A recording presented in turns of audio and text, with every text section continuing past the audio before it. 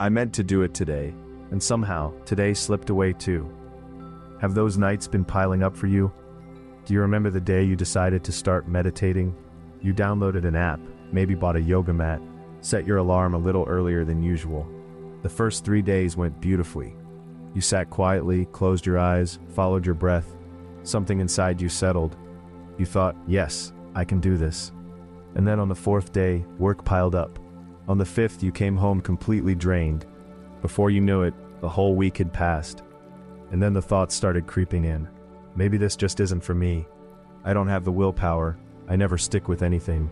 Pause. But please hear this. The reason you haven't been able to keep going is not because your willpower is weak. It's simply because the approach you've been trying is just slightly off.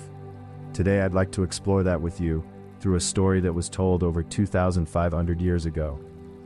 A young student once asked his teacher, "Why do I fail at everything I begin?" The teacher took him to the river and asked him to hold a stone in his fist, then pushed his hand beneath the water. The student's grip grew tighter and tighter until his knuckles turned white, but the stone remained exactly as heavy as before. When the teacher finally let him pull his hand up, gasping, the student understood. The exhaustion came not from the stone itself, but from fighting against the current while trying to hold on. Among the Buddha's disciples, there was a young man who was extraordinarily dedicated. He had deep faith and approached his practice with complete sincerity.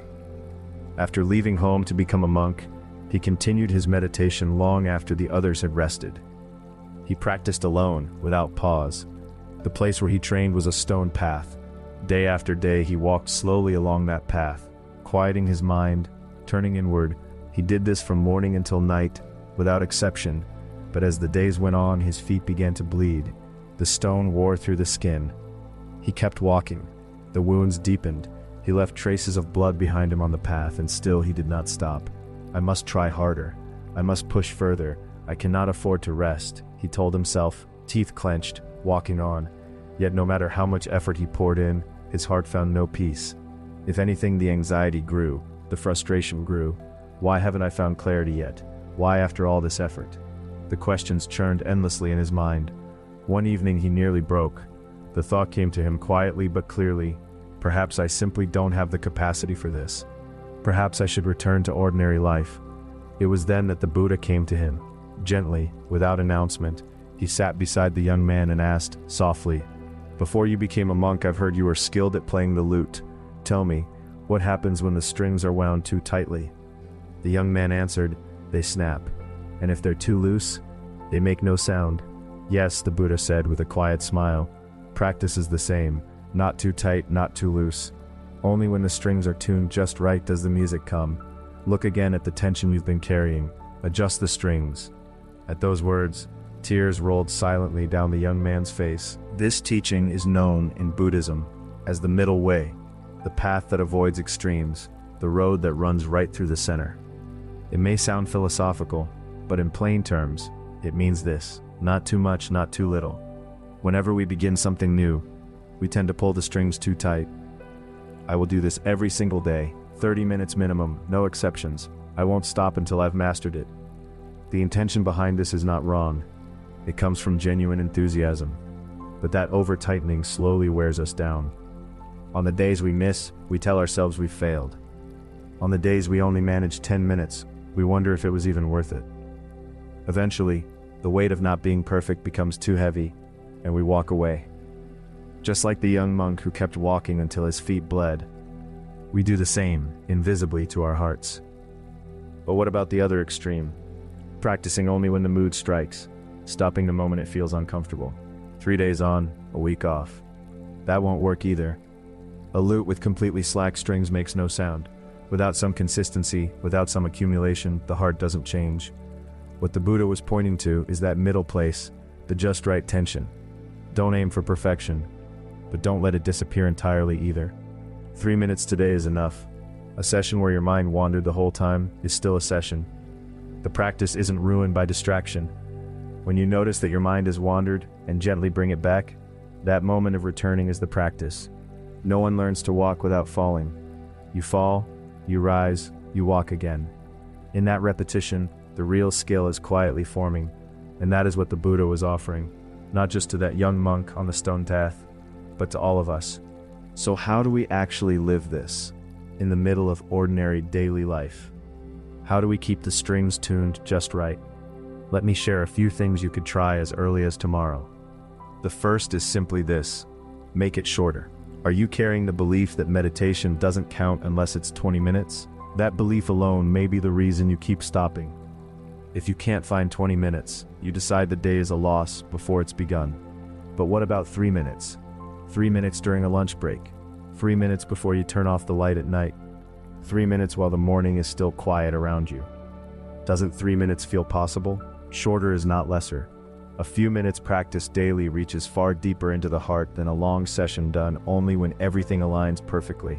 Walk in the stride that fits your feet, not the stride you think you should have. The second thing, stop punishing yourself for the days you missed. This may be the most important of all. When we spend days or a week away from the practice, and then replay that absence as a failure, returning becomes frightening. So instead of counting the days you missed, simply notice the fact that you came back today. That is the only fact that matters.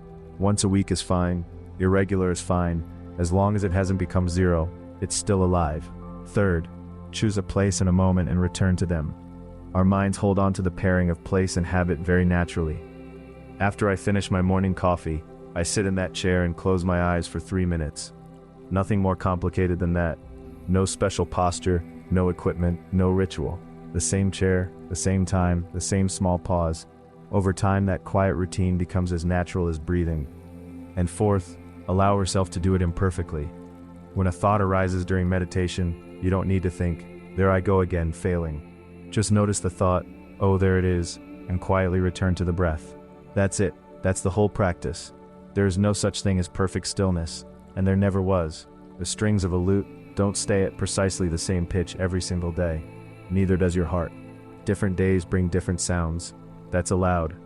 If I were to gather everything from today into a single thought, it would be this: the purpose of continuing is not to become perfect. It is simply to come back here today. Meditation is something like tending to a quiet inner strength. Strength doesn't grow in a single day. It grows through small, faithful, repeated effort. And then one morning, without quite knowing when it happened, you realize you're carrying things more gently than you used to. The heart works the same way. If you weren't able to practice yesterday, but you found your way back today, that is already something beautiful. That return, however small, is the most important step there is.